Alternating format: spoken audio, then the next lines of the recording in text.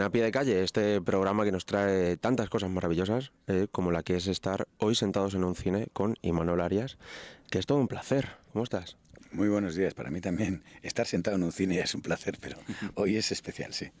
Además, hoy que vienes a presentar este 19, Solos frente a la verdad, yo tengo que confesar, independientemente de que nosotros seamos un medio de comunicación y demás, me cuesta muchísimo en las entrevistas tener que hablar sobre temas personales. Me gusta enfocarme en la promoción, en el arte, en la cultura. Hoy venía nervioso porque no sabía cómo enfocar esta rueda de prensa, estas entrevistas. ¿Cómo...? Personal lo has tenido, hoy has tenido la entrevista completa de todos, además, en lo Claro, personal. claro, al final yo quería preguntarte cómo te planteaste tú este proyecto en el que te tienes que abrir y abrir tu vida íntima. Según he ido sabiendo luego, que no fuimos llamados a la vez, fuimos llamados por turnos. Y yo fui de los primeros porque fui el segundo, creo que vine a rodar. Creo que Luis Tosar, Luis vino primero, el primero de todos, con lo cual tenía todas las dudas y incluso la inexperiencia del equipo en cómo plantear, porque el escenario era muy especial, esto que hablábamos antes del blanco y negro, las luces como de casa que te venían de un sitio y te parecían estar en un ámbito cercano. No tuve mucho tiempo de plantearlo porque yo había pasado ese periodo solo y en ese periodo ya había tomado decisiones que es pasarlo solo, tomar conciencia de mi vida. Estaba en un periodo que vengo de hace unos años de meditar profundamente con neurociencia y para mí, no ni siquiera para formar, sino para mí, para sostener mi vida y mi edad y saber dónde quiero estar. Y esa mañana hice lo mismo que siempre, me levanté a las 5, estaba un poco nervioso porque no sabía, solo sabía que era sobre eso y que no podíamos nombrarlo, pero no había ninguna pauta más. Y sí es verdad que noté que estaba nervioso y entonces a la mitad hay una parte en mi método de trabajo de meditación que puedes en un momento determinado, como a los 45 minutos, hay un momento en que puedes abrir los ojos y ponerte a caminar mirando el horizonte muy fijamente o levantarte si es la hora y mirar el sol a 10 grados fijamente, que no te deja ciego, te quita mucha miopía. Te pones a llorar y te emocionas cuando te entra el sol en los ojos, cuando está a esta altura, cayendo o saliendo. Ese día sentí la necesidad y salí a buscar el sol.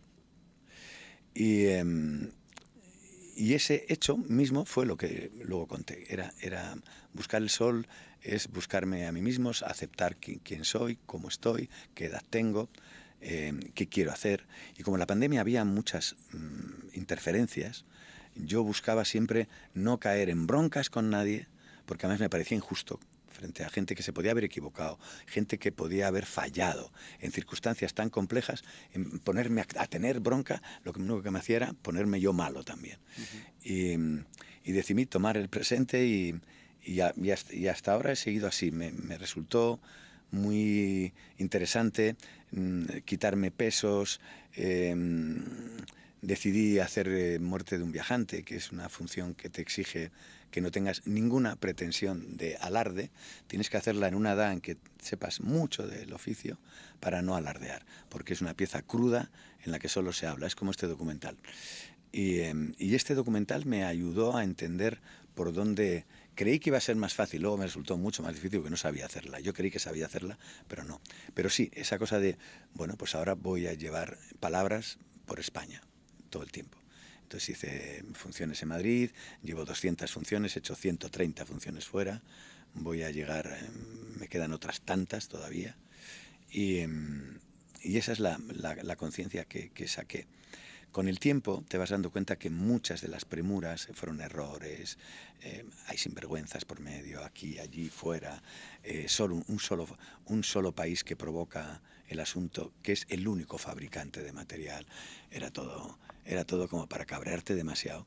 Y en la vida yo creo que hay etapas, que son etapas de combate, donde uno siente la necesidad de combatir, etapas de aprendizaje y etapas de aceptar todos tus errores y tus aciertos. Y a mí creo que me toca esa etapa, por lo tanto pensé más en ver qué me pasaba a mí, qué pasaba a los seres queridos, y sabiendo que además nunca la historia iba a desgranar exactamente qué pasó. porque siempre es así. Y además que yo creo que es importante, sobre todo la decisión que comentabas antes, que tomaste tú, de vivir esa vorágine solo y como comentas ahora, bueno, de conocerte mejor, también de conocer a quien te rodea. ¿Te gustas más ahora después de esa pandemia, de esa cuarentena? Me acepto más. Mira, yo creo que vuestra generación ha tenido que afrontar algo que en la nuestra no se planteaba. Y es que antes te relacionabas con el mundo. Era importante lo que decías, lo que eras, porque tu comunicación con el mundo era muy directa. Era física prácticamente. Todavía hoy me cuesta acordarme de cómo quedábamos todos en un sitio sin quedar a la misma hora. Y no era el mismo sitio todos los días. Pues porque tu madre se cruzaba con o tu hermana se cruzaba. Toda esa conversación indirecta, que no era de persona a persona, cuando viene el aparato que te comunica, no con un hogar, no con una empresa, no con una persona, con la intimidad de una persona, empieza a plantearse qué hacer con esa intimidad. Y los jóvenes, las nuevas generaciones que habéis crecido en eso, nos habéis dado una enorme lección de cómo quitarle importancia a lo íntimo cuando es compartible y cómo no compartir ni aunque lo diga la República, ni aunque te lo diga no compartir lo que no tienes que compartir. Nosotros no sabemos hacerlo. Y yo en la pandemia aprendí mucho de vosotros en cómo poder compartir. Luego, en la pandemia no hacía muchas cosas, pero sí compartir con vosotros cómo se vive la exposición pública, que yo la soporto en un grado mínimo porque ya no tengo cuerpo para... Y aparte de todo porque independientemente de que no lo hayas contado, si estás en este escaparate 50 años como yo, pues secretos muy pocos ya, o sea, todo, ya te ha pasado de todo. Has metido la pata, has hecho errores, has hecho éxitos, es todo un batiburrillo de tal manera que dices un día que el país está mal y ahí no tiene sentido. Dices, bueno, ¿qué haces tú para...? Yo no estoy en esa etapa, estoy en la etapa de crecer. Y no creo que sea ejemplar, pero se puede hacer. Y cuando creces es cuando te acercas a lo más joven. Y ahí sí aprendí la necesidad de comunicarse, el que los contactos, lo dice Arthur Miller en 1948. Lo más maravilloso de Estados Unidos es que un hombre, no por lo que diga, ni por lo que piense, ni por lo que haga, sino por quién sea, a quién conozca y los contactos, puede terminar con una mina de oro. Puede terminar multimillonario. Bueno, ahí están los multimillonarios de nuestros contactos, ¿no? Eso que ha sonado aquí, pues le ha dado dinero a alguien ya, porque alguien me llamaba a mí personalmente. Bueno, pues en realidad todo el discurso era sobre eso, cómo afrontar a partir después de ese periodo, con 67 años, mi vida pública. Y entonces decidí retirarme de lo público, seguir trabajando como actor, y yo entrevistas en profundidad sobre mi ideología, que ya todo el mundo la conoce, pues yo creo que ya no tienen sentido. Primero porque soy muy mayor, un jarrón chino, y lo único que puedo dar es paz y tranquilidad. Y el combate, la fuerza, lo que tenéis que crear vosotros, le tengo un tremendo respeto y me ha hecho no participar como un jarrón chino viejo que está ahí, que además tiene muchas roturas, porque yo he cometido muchos errores y al ser públicos son evidentes.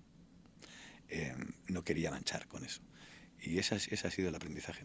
Por eso vivo con mi hijo ahora, que tiene 21 años, y es una de las experiencias más increíbles del mundo, porque él me enseña cómo proteger, cómo se comunican, transforman y protegen, que es algo que no supimos hacer nosotros. Nosotros peleamos, transformamos, nos encarcelaban, nos prohibían, pero cuando podíamos no sabíamos mordernos la lengua, y a veces uno tiene que saber que si hablas para mucha gente tienes que tener un poco de cuidado. Sí, no, y más ahora que están las cosas como están, es muy complicado, hay que pensar tanto en lo que se dice y más, claro, personas como tú, como comentas, que si tienes un error la exposición es tremenda, hay personas que también se aprovechan de esos errores muchas veces en lo duro y ese escaparate en el que llevas viviendo tantos años, ¿te ha llevado alguna vez a la frustración de no poder controlar lo que te rodea o de cómo se usan tus palabras? Me he enfadado mucho conmigo por las veces que me ha venido a ver el diablo y la rabia, sí, más que... Y con los medios me enfado, pero luego se me olvida porque no vuelvo a verlos. pero conmigo sí que me he enfadado muchas veces. Y cuando consigo tener un compromiso y una mañana plácida y lo que aporto es lo necesario, me voy a casa con una tranquilidad e incluso me paro otra vez y me hago lo mismo que por la mañanita, por la tarde, decir, que ha ido bien.